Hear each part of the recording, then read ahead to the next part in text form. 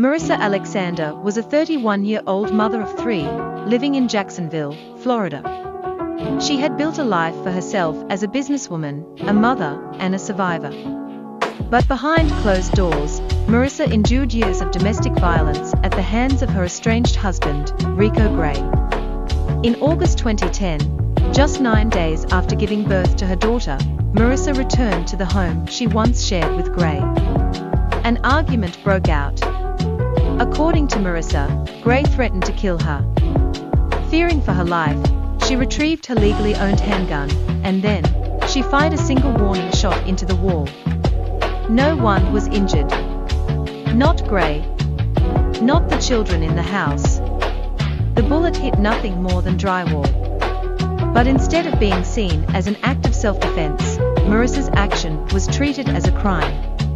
Florida prosecutors charged Merissa with 3 counts of aggravated assault with a deadly weapon. Under Florida's harsh 10-20 life mandatory sentencing law, firing a gun during a felony meant a minimum of 20 years in prison. During her trial, Merissa attempted to invoke Florida's famous Stand Your Ground law, the same law later used in the case of George Zimmerman, who shot and killed 17-year-old Trayvon Martin. But while Zimmerman walked free, Merissa Alexander was denied protection under that same law.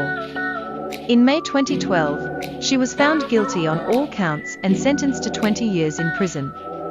The sentence sent shockwaves across the country. Activists, civil rights leaders, and domestic violence advocates rallied around her case. Hashtags spread across social media. Free Merissa Now. In 2013, an appeals court overturned her conviction, ruling that the jury had received improper instructions. Prosecutors, however, sought to retry her case, and even threatened to pursue a 60-year sentence.